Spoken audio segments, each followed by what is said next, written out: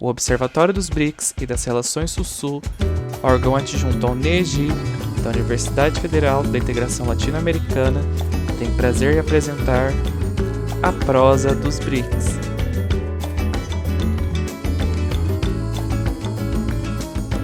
Olá, meu nome é Fran Salles, sou estudante de Relações Internacionais e Integração à UNILA e hoje eu venho aqui trazer um novo projeto do Observatório dos BRICS das Relações Sul-Sul, órgão integrado ao NEGI, que é o Núcleo de Estudos Estratégicos, Geopolítica e Integração Regional, que se chama Prosa dos BRICS. E para acompanhar essa jornada comigo, eu tenho a companhia do professor Dr. Luiz Carlos Simon, que é formado em Letras, Português e Literatura pela Universidade Federal do Rio de Janeiro, mestre e doutor pela mesma instituição. Ele atualmente é professor na graduação e na pós-graduação de letras aqui na Universidade Estadual de Londrina, e ele também é autor da obra 2 ou 3 páginas despretensiosas, A Crônica, Rubem Braga e Outros Cronistas. Bom, professor, muito obrigado por topar esse convite. Eu é que fico muito feliz de participar dessa atividade de uma universidade que não é aquela com a qual eu tenho o vínculo regular, e de trabalhar também com a literatura sob uma outra perspectiva, né, que é essa de uma conexão com a ideia das relações internacionais. Bem, primeiro algumas palavrinhas aí a respeito dos nossos critérios, né, da nossa organização, para ver como é que vai ser essa série de programas, né? Então nós vamos trabalhar, primeiro é preciso dizer assim que aqui nós não teremos aulas de literatura, né? Primeiro porque não são aulas, são conversas, apresentações, discussões, né?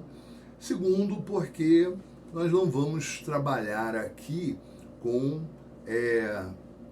uma discussão panorâmica sobre literatura chinesa, uma discussão panorâmica sobre literatura russa e por aí vai, né? Então nós selecionamos determinadas obras dessas literaturas e dentro dessa seleção nós vamos lidar com clássicos, autores bastante conhecidos, bastante famosos de cada literatura, eventualmente, e vamos lidar também com contemporâneos, autores muito recentes, que eu acho que é importante para que a gente tenha uma noção do que vai ser esse atual estado da literatura de cada país, tá? Vamos ter também gêneros diversos, tá? Vamos trabalhar com romances, contos, relatos, né, de depoimentos e crônicas, né? Todos eles, então, dentro da ideia mais previsível do nome da série de programas, que é Prosa dos BRICS, mas vamos, inclusive, trabalhar num determinado programa com poemas também para focalizar essa questão.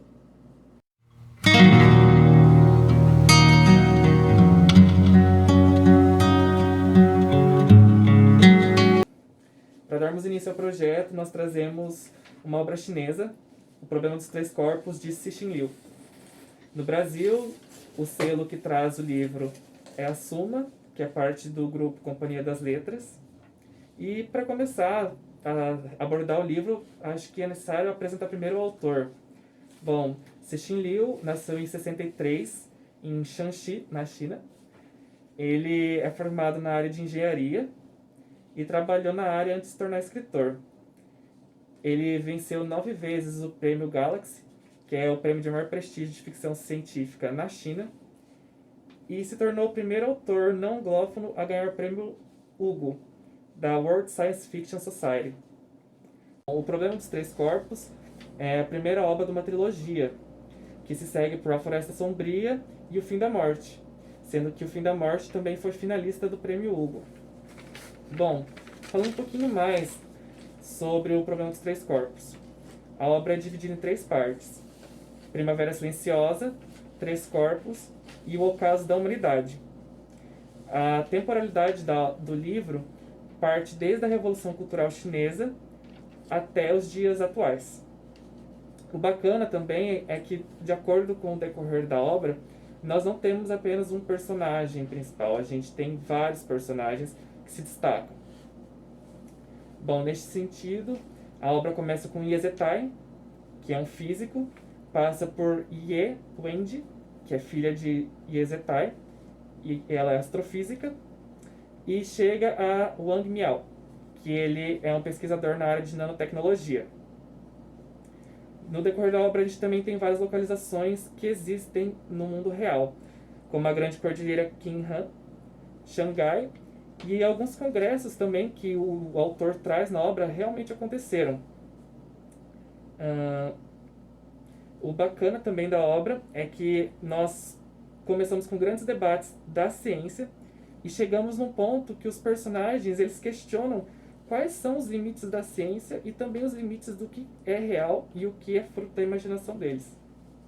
Simon, o livro traz vários elementos tecnológicos existentes atualmente e também outros que parecem se tornar uma realidade próxima, algumas tecnologias que não parecem no futuro muito distante, como o traje de realidade virtual, a presença dos videogames. Você pode falar mais sobre esses elementos na obra? É bem interessante isso daí, porque, por exemplo, numa determinada passagem,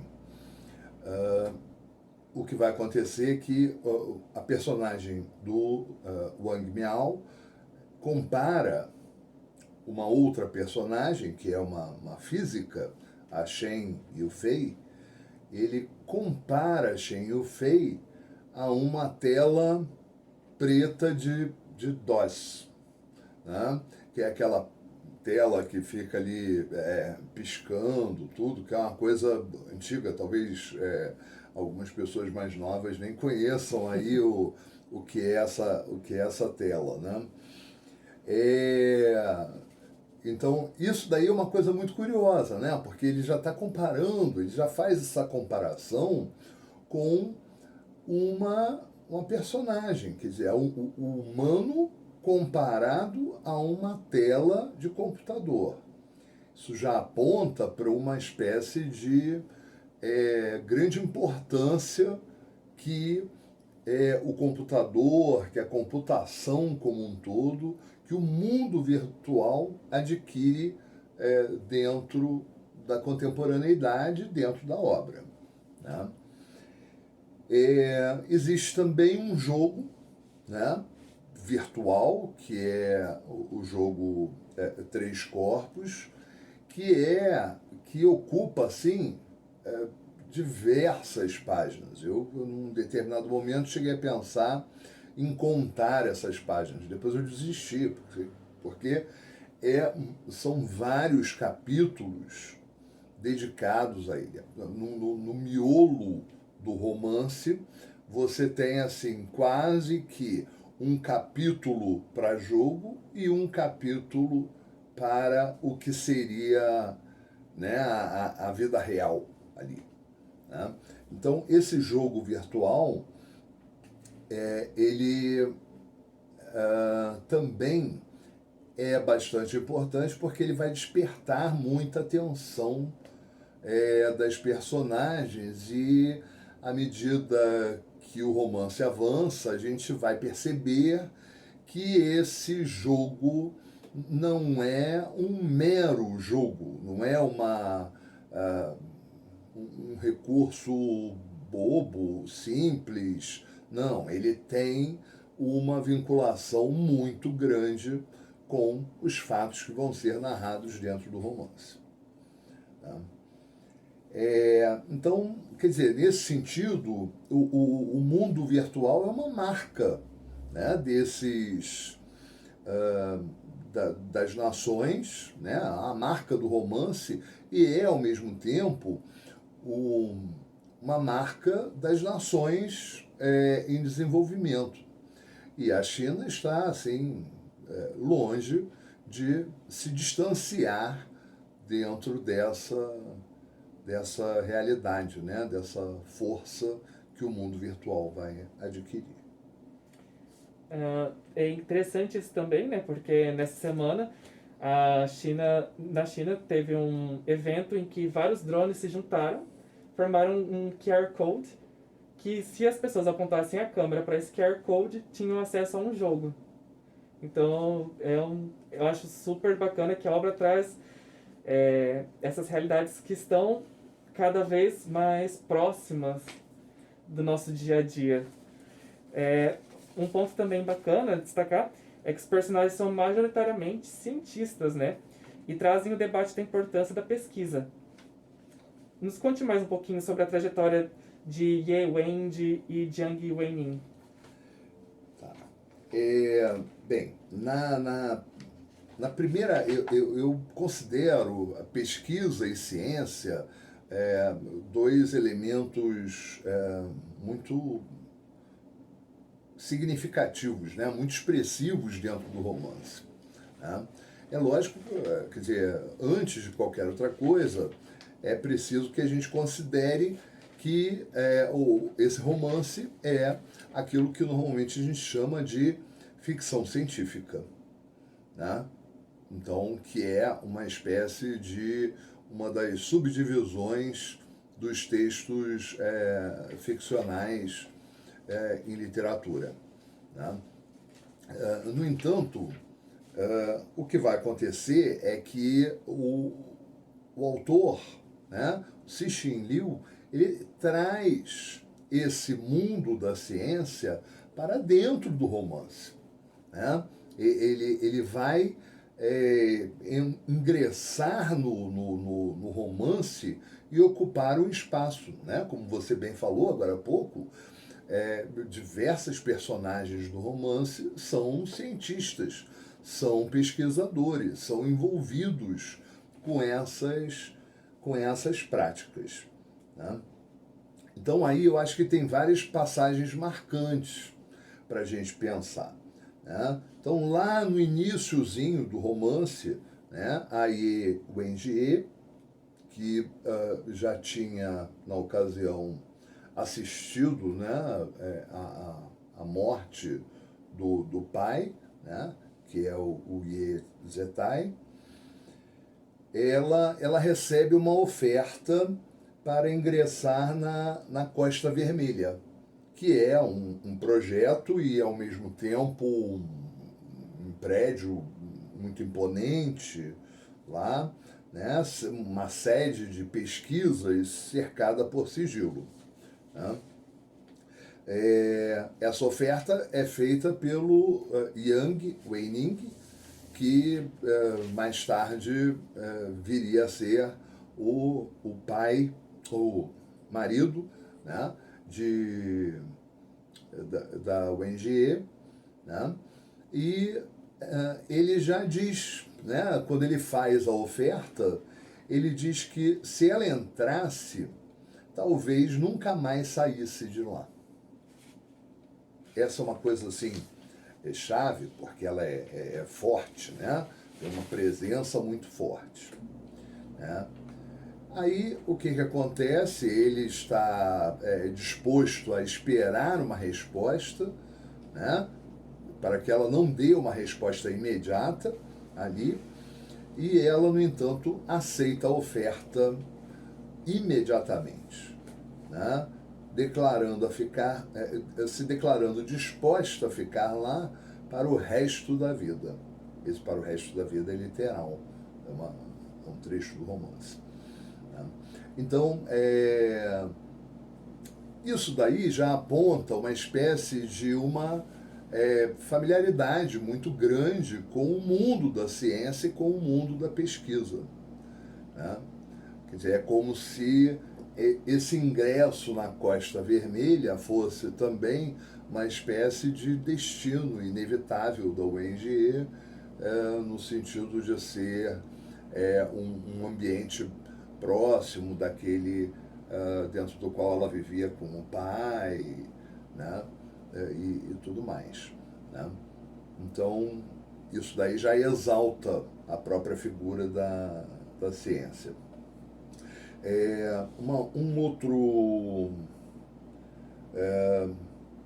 Uma outra passagem interessante para a gente pensar aí também já diz respeito a um elemento da segunda parte, né? Um episódio da segunda parte, em que o Wang Miao, que é um cientista e um pesquisador de nanomateriais, em certa passagem ele se vê diante de um dilema, né? Ou ele continua a pesquisa, como recomenda o Dashi, que é o policial, né? Ou ele interrompe essa pesquisa como meio que ameaça a Shen Yufei, né?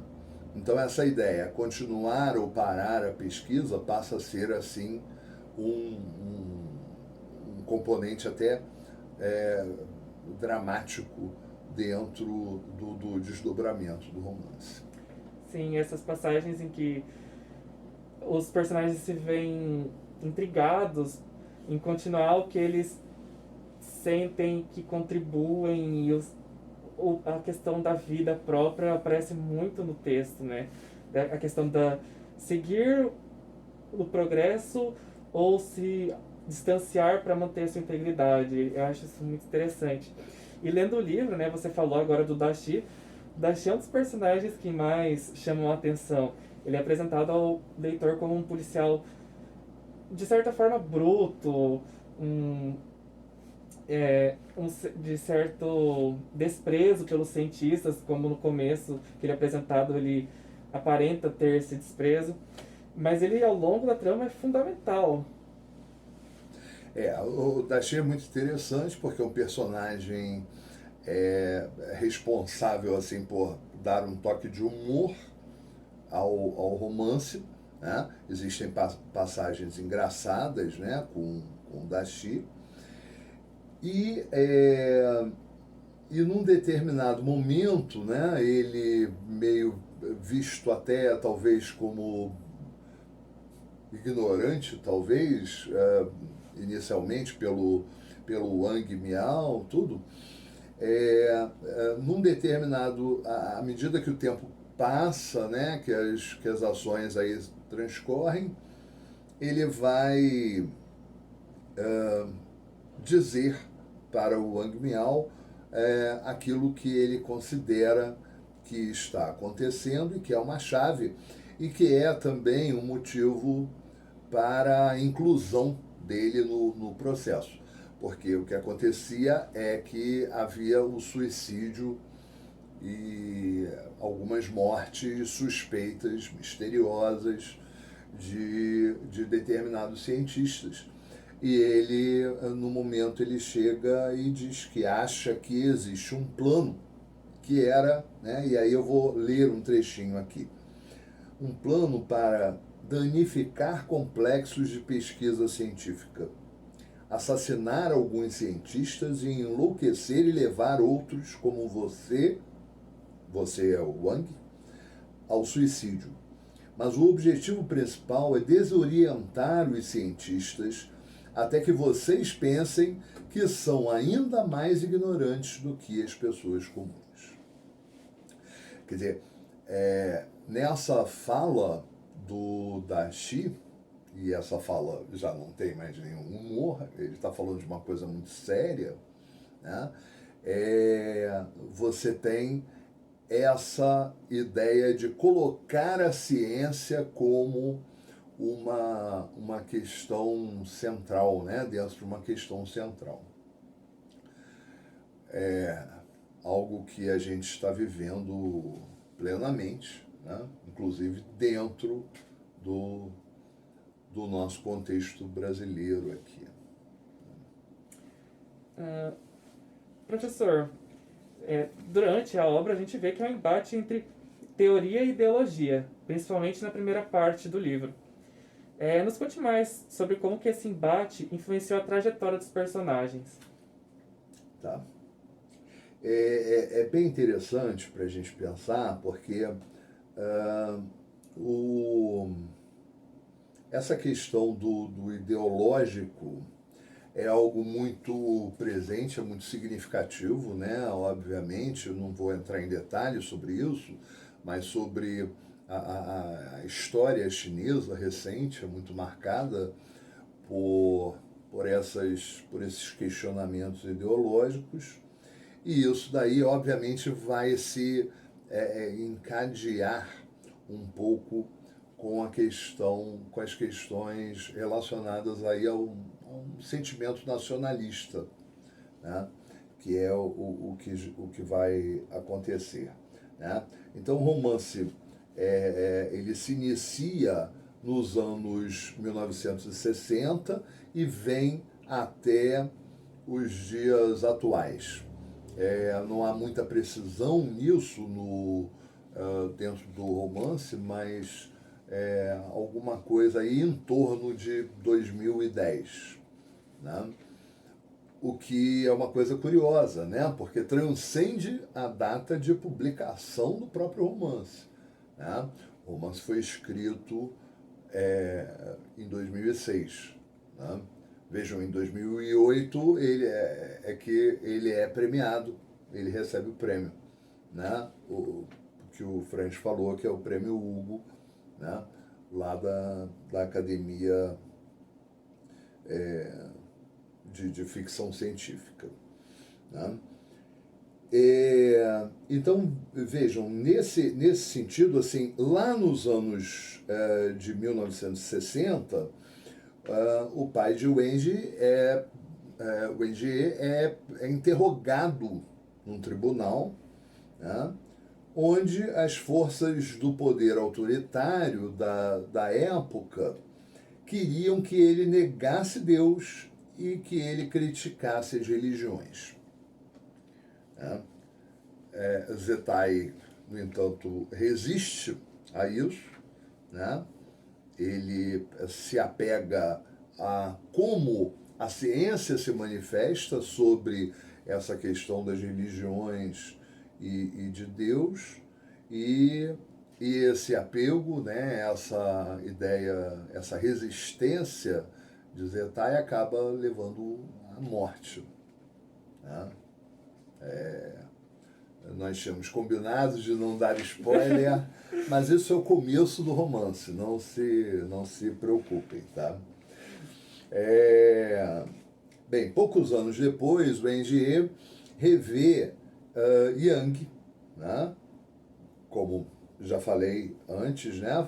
Tinha sido aluno de Zetai, pai de Wenjie, na pós-graduação.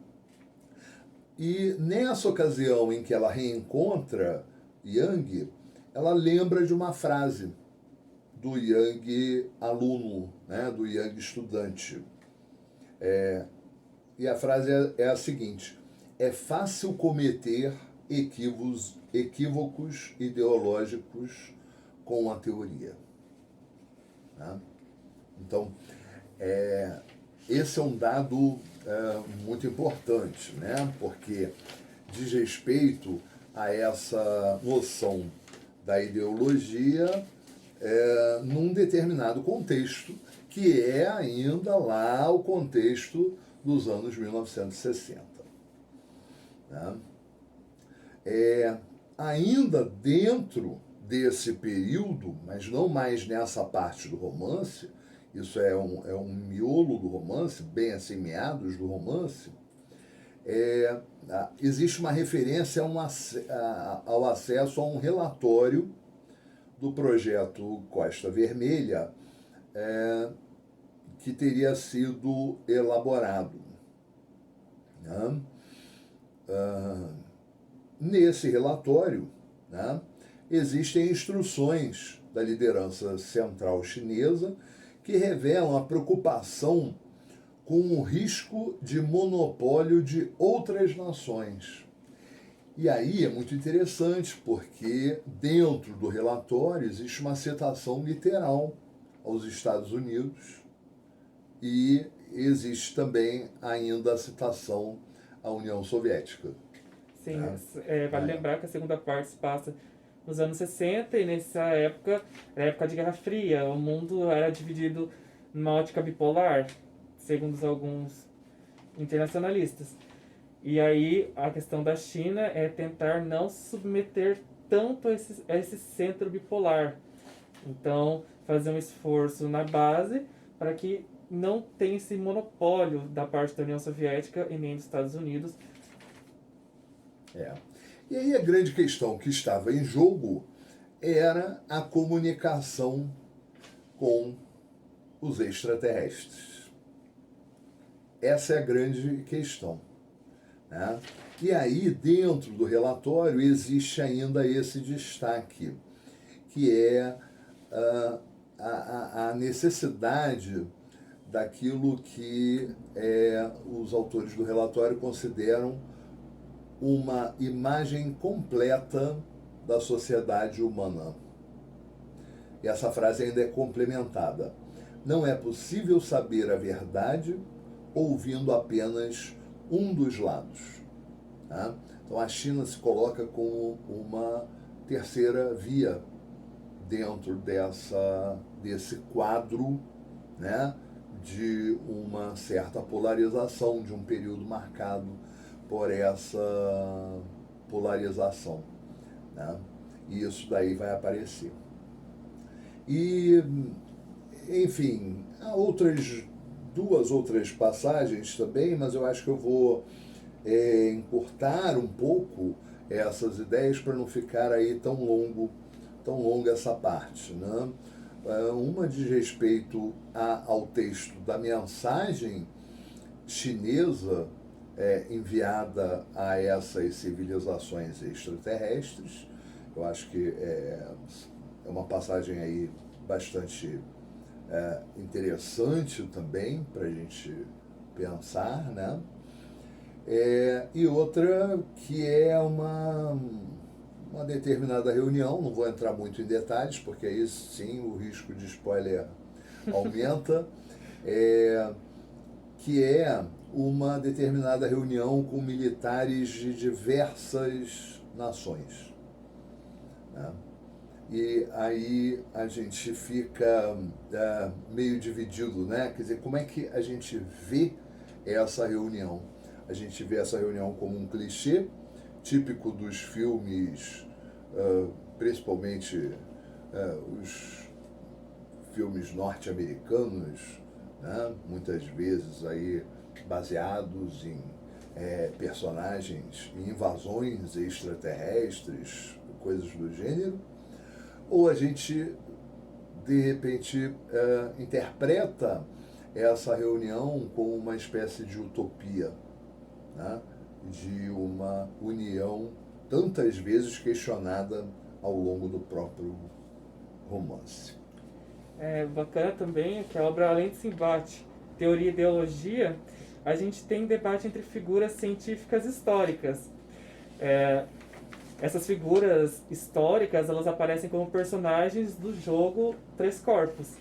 E aí, neste debate entre os personagens, a gente vê também uma crítica da visão ocidental sobre a maneira de fazer conhecimento oriental.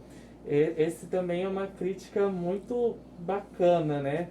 De validade científica, como outros meios de conhecimento não ocidentais são válidos também.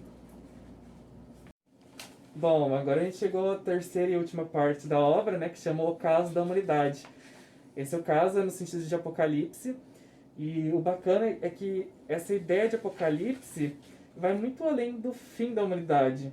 Né? Através dos debates, pontos trazidos pelo autor, Cixin Liu, vemos debates extremamente atuais na ciência, como quais são os limites da ciência e até mesmo o que significa ser humano, né, professor? Eu acho que essas questões são bem interessantes, bem importantes, e que, mais uma vez, elas ultrapassam, né, essa condição assim do romance como uma aventura, do romance como uma obra ficcional, de mero entretenimento, coisas desse tipo, né? Então, por exemplo, né, eu separei aqui algumas breves passagens, né, para servirem como exemplos dessa emergência do caos, do apocalipse dentro do romance. Então, lá na página 63 ainda, né, que corresponde aí, né, uma parte relativamente inicial do romance, existe um questionamento do Wang, né, e vem numa frase, com um registro bem curioso, que é em itálico, né? E essa frase é a seguinte: será que a estabilidade e a ordem do mundo não passam de um equilíbrio dinâmico temporário ocorrido em um canto do universo? Um redemoinho efêmero em uma corrente caótica? Né? Quer dizer, a estabilidade seria efêmera, né? E o caos seria o predominante. Né? Essa é uma ideia extremamente importante, extremamente ligada às experiências contemporâneas, inclusive. Claro. Né? Mais ou menos aí nesses momentos, nós temos também uma cena em que o Wang é perseguido por uma contagem regressiva. E é uma contagem regressiva que inicialmente ele acha que vai aparecer nos objetos vistos por ele, nas cenas vistas por ele. No entanto, isso daí está dentro dele mesmo. Tá? Então, isso é uma coisa altamente perturbadora. É perturbadora para o personagem e é perturbadora para nós, leitores. Nós começamos a ficar aflitos com aquela contagem regressiva da qual ele não consegue se livrar e que não se interrompe por nada. E é altamente também, eu considero, cinematográfica. Isso é muito cinema, e cinema assim, de qualidade, cinema de ação de qualidade, né? Marcado por essa ideia desse ritmo frenético, dessa aceleração também tipicamente contemporânea. Né? É lógico, isso daí acaba criando também essa atmosfera de suspense para esse romance, né? E, sem dúvida alguma, essa contagem regressiva quando chegar ao zero, o mundo vai acabar, né? Então, existe aí a conexão com a ideia de apocalipse, né? Mais adiante, a gente vai ver também, a gente vai perceber em diversas personagens, num grupo numeroso de personagens, um desencanto, né, com a humanidade na Terra e várias dessas personagens aderindo a uma civilização extraterrestre. Né? Essa adesão ela acaba, em determinados momentos, se desdobrando um pouco em fundamentalismo, o que é uma outra prática tipicamente contemporânea, né? E que acaba sendo focalizada com bastante destaque dentro do romance também. Né? É, por fim, quer dizer, começam a aparecer ideias, né? Ideias a respeito aí, como originadas por esse desencanto, né? E algumas dessas ideias são assim a migração para um mundo novo, a galáxia, né? O ideal de extinção da raça humana, isso daí acaba vindo à tona também, e chega ao máximo, né, no momento de um pedido de intervenção enviado aos extraterrestres. Né? E aí você tem essa, esse pedido, essa mensagem enviada. Venham, vou ajudá-los a conquistar este mundo. Nossa civilização já não consegue mais resolver os próprios problemas. Precisamos que sua força intervenha.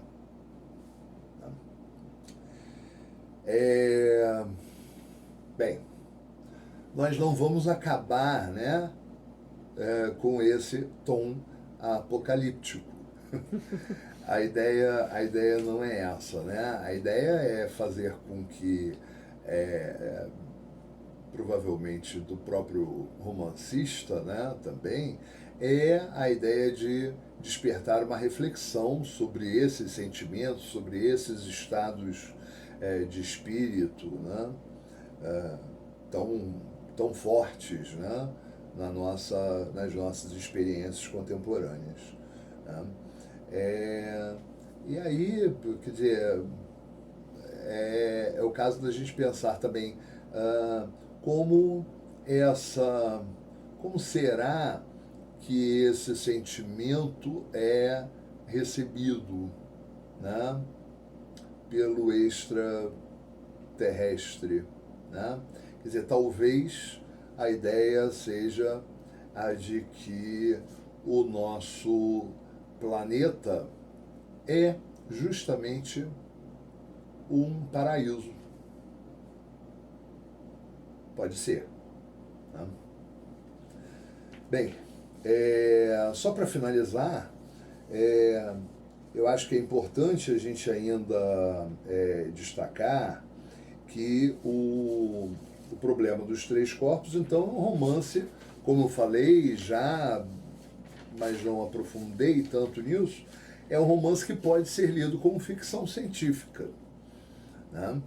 E é importante a gente pensar, agora, quer dizer, chama a atenção desse aspecto, de que o gênero da ficção científica não é um gênero que desfruta aí de um grande prestígio nos meios da crítica literária. Tá? Então, por exemplo, se ele recebe um prêmio de uma academia, de uma associação voltada para a ficção científica, e não uma associação geral de literatura, não é o Nobel de Literatura, por exemplo. Né? É uma visão nesse sentido. No entanto, né, o que esse romance faz, né, é, de um modo geral, abordar, né, ciência, pesquisa, questões como ideologia, como apocalipse, do jeito que a gente falou aqui, de uma forma que não é tão simplista, né, que vai despertar para esse questionamento, né, e que vai servir como uma espécie de reforço para a gente pensar, né, no que é o nosso mundo contemporâneo e como a gente vê essas produções circulando por aí. Né? Cabe ainda aí o destaque que nós não escolhemos um autor de pouca expressão dentro da literatura chinesa. É um autor muito bem sucedido em termos de crítica e muito lido dentro e fora da China, né? Muito lido dentro e fora, né? Afinal de contas, não são tantos assim, não são tantas as produções mais recentes que recebem as traduções brasileiras, as edições brasileiras. E, como eu falei, é uma obra relativamente recente. Né? A trilogia inteira veio traduzida para o português, né? Eu acho que é uma obra que traz questões muito relevantes. Ao longo do texto, você vê que o autor aborda diversas áreas de conhecimento, como biologia, anatomia, física, e também ele traz questões políticas muito atuais, né? Ele trabalha, por exemplo, com a questão dos alimentos transgênicos, ele cita a questão de Israel e Palestina, ele traz diversas situações em que leva nós, leitores, espectadores, a criar